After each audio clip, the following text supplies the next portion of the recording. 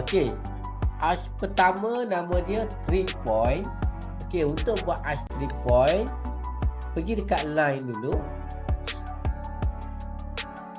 Okey, klik first point, tarik ke kanan. Okey, size dia buat 100. Okey, tolak ke atas pun 100 juga. Space. Okey, lepas tu escape.